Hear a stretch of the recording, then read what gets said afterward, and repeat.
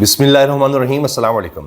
جذبات دیکھیے، عام کارکنوں کے، عام ووٹرز کے جذبات تو اپنی جگہ، یہاں تو سینئر سیاستدان آپ دیدہ ہو گئے ہیں، رونے لگے ہیں.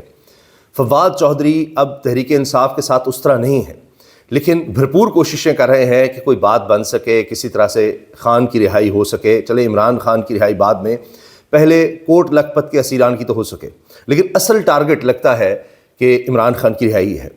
اب وہ کس طرح ابدیدہ ہوئے ہیں کہ لوگ کہنے لگے کہ فواد چودھری رو پڑے، اور ایک انہوں نے طویل وقت گزارا عمران خان کے ساتھ، اور کہنے لگے کہ عمران خان بہت بڑا آدمی ہے، وہ یہ ڈیزرو نہیں کرتا، جو کچھ اس کے ساتھ ہو رہا ہے یہ نہیں ہونا چاہیے. اور یہی بات کرتے ہوئے پھر ان سے آگے بات نہیں ہوئی، ان کی آواز بھر آئی اور پھر وہ ابدیدہ ہو گئے. پبلک نیوز کے پروگرام میں رائے ثاقب کھرل بڑے زبردست صحافی ہیں، ان سے بات کرتے ہوئے ان کی آواز بھر آئی. وہ میں آپ کو سناتا ہوں کہ کیا گفتگو ہو رہی تھی اور کیا فواد چودھری کہہ رہے تھے.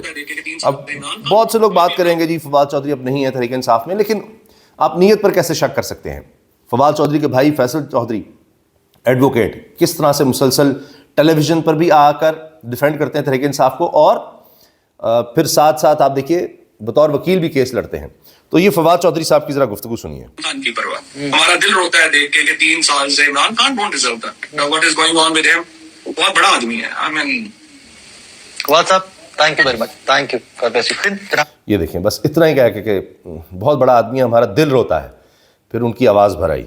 اور فواد چودھری صاحب obviously جتنا ٹائم عمران خان صاحب کے ساتھ فواد صاحب کا گزرا ہوا ہے اور جس پورٹ فولیو پہ میں جتنا قریبی رہ کے انہوں نے کام کیا ہوا ہے، تو پھر obviously جب بات کرتے ہیں تو جذباتی بھی ہو جاتے ہیں. تو یہ جی فواد چودھری کے جذبات. اچھا، اسی طرح آپ اگر دیکھیں تو ابھی سہیل آفریدی جب کراچی کے دورے پر تھے تو وہاں بھی آپ کو نظر آتا ہے کہ لوگ تصویریں دیکھ دیکھ کر رونا شروع ہو جاتے ہیں اور یاد کرتے ہیں. اب یہ آپ ایک ٹرینڈ دیکھ رہے ہیں کہ بچوں سے لے کے نوجوان بوڑھے تک، ابھی ایک بزرگ کی ویڈیو وائرل ہوئی جو تصویر دیکھ کے رو رہے ہیں. تو لوگوں کی ایک افلیشن ہو جاتی ہے. بہت سی باتیں ہو سکتی ہیں، بہت سی باتیں ہو سکتی ہیں. ابھی آپ دیکھیں مثال کے طور پر شوقت ہاسپٹل، وہاں سے کسی کا علاج ہوا ہے، کسی کے عزیز کا علاج ہوا ہے، بالکل مفت ہوا ہے، تو بہت لوگوں کا ہو چکا ہے، وہ کیسے بھول سکتے ہیں؟ پھر صحت کارڈ اگر آپ دیکھیں اس میں کتنے مریضوں کا علاج ہو چکا. اب وہ جس کا بھی علاج ہوتا ہے مفت بالکل، جنہوں نے سوچا نہیں ہوتا، کیا ان کا سارا خاندان کبھی بھول سکتا ہے کہ جی کس طرح سے کارڈ ملا؟ اس طرح اور بہت سے پروجیکٹ ہیں جو لوگ اتنی زیادہ وابستگی رکھتے ہیں. ہر ایک کی اپنی وجوہات ہوں گی، میں تو صرف چند آپ کو بتا رہا ہوں. جس طرح فواد چودھری کی تو یہ نہیں ہوگی، لیکن انہوں نے مشرف دور بھی دیکھا ہے، انہوں نے پیپلز پارٹی بھی دیکھی ہے، ان کے ساتھ بھی رہے ہیں.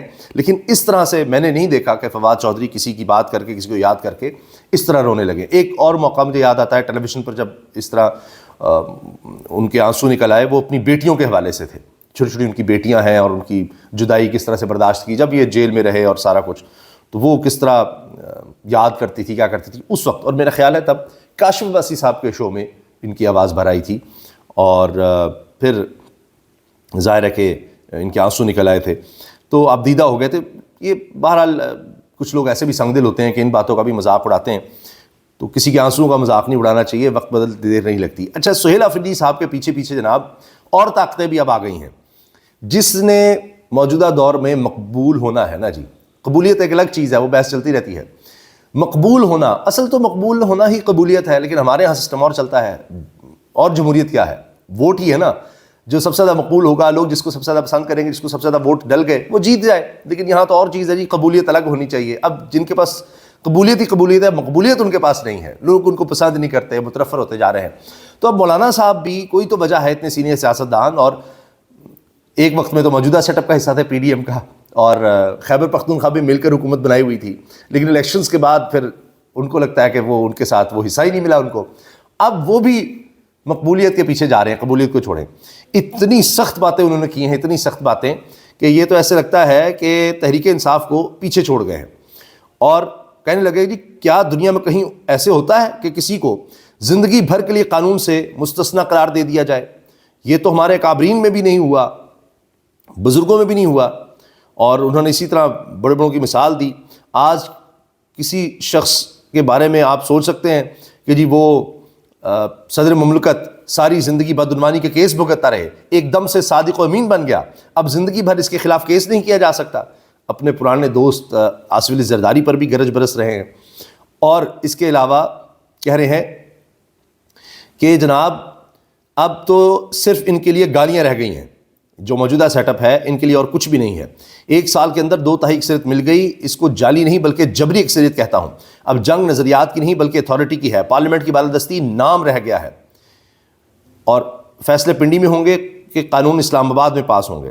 ان کے پاس کوئی اختیار نہیں, کچھ بھی نہیں ہے, اور بس یہ صرف ذلیل و خوار ہونے کے لیے ہیں, یہ صرف گالیاں کھانے کے لیے ہیں. یہ مولانا فضل الرحمان صاحب موجودہ نظام کے حوالے سے بات کر رہے ہیں کہ جی ان کے نہ پاس اختیار ہے نہ کچھ ہے, صرف ان کو گالیاں کھانے کے لیے رکھا ہوا ہے اور ان کو گالیاں پڑتی ہیں اور کچھ بھی نہیں. ان کے پاس کچھ نہیں ہے سوائے گالیاں کھانے کے. یہ کہہ رہے ہیں مولانا فضل الرحمان صاحب. پھر جی پیپلز پارٹی کے احتجاج کے بعد اسپیشل اکنامک زون ترمیمی آرڈیننس واپس لے لیا گیا ہے. یہ کنٹروورسی ہوئی تھی اور نوید قمر نے کہا کہ جی یہ کیا کیا آپ نے بغیر دستخط کے. تو پھر اس پر وضاحتیں دے رہے ہیں وزیر قانون کہ جی وہ اصل میں سب آن لائن ہو گیا ہے, تو وہ ہمیں یہی لگا کہ دستخط ہو گئے ہوئے ہیں لیکن دستخط نہیں ہوئے تھے. کوئی بات نہیں, فہم و تفہیم سے حل ہو جائے گا, فلاں ہو جائے گا. اچھا حال اب یہ ہے وہ مقبولیت و قبولیت کا کہ اس وقت اب پریشانی بنی ہوئی ہے کہ جی اتنا مقبول ہے خان, اس کا کیا علاج کریں. جیل میں ملنے دیں تو عمران خان, جیل میں نہ ملنے دیں تو عمران خان, سزا ہو جائے تو عمران خان, سزا نہ ہو تو عمران خان. عجیب سی بات ہے. یہ جی مصدق ملک صاحب چیخ رہے ہیں کہ جی خان ہی خان ہے, جیل میں ملنے دے تو خان, جیل میں نہ ملنے دے تو خان, سزا ہو جائے تو خان, نہ ہو تو خان. عجیب بات ہے, کیا کریں, ہر جگہ اسی کا تذکرہ ہے, ہر جگہ اسی کی بات ہے. تنگ آ گئے ہم, چیخیں نکل رہی ہیں, کوئی اور موضوع ہی نہیں رہا کسی جگہ بھی کوئی بات کرنے کا. اس کے ساتھ آپ دیکھیے کہ اب بہنیں جس طرح سے بات کو اٹھا رہی ہیں, علیمہ صاحبہ نے بھی, نورین صاحبہ نے بھی ایکسپر پوسٹ کیا ہے. اب یہ انٹرنیشنلی اس کو اور زیادہ دیکھا جا رہا ہے. For the past 3 months Imran Khan has been held in complete isolation. Solitary confinement is not only illegal under Pakistan's laws but a grave violation of basic human rights. International law clearly recognizes solitary confinement as a form of torture. پھر اسی طرح نورین صاحب بھی لکھ رہی ہیں for past 3 months Imran Khan has been held in complete isolation. Solitary confinement is not only illegal under Pakistan's laws but a grave violation of basic human rights. International law clearly recognizes solitary confinement as a form of torture. کہ عالمی سطح پر بھی اس کو ایک تشدد مانا جاتا ہے کہ تنہائی میں رکھا جائے, اور ہمارے بھائی کو کئی مہینوں سے 3 مہینوں سے تنہائی میں رکھا ہوا ہے. جس نے رہائی پانی ہے وہ پھر اس نظام کے ساتھ چل پڑے, اس حکومت کے ساتھ چل پڑے. تو اب انجینئر مرزا صاحب رہا ہونے کے بعد انٹرویوز بھی بڑے دے رہے ہیں. کبھی وہ سونگ کر بتا رہے ہیں کہ جی وہ گھی آ رہا تھا, فلاں آ رہا تھا. اب جس طرح کے انٹرویوز دے رہے ہیں کچھ بنیادی قوانین پر, اس پر علماء بھی اب سیخ پا ہے کہ آپ کیا کر رہے ہیں.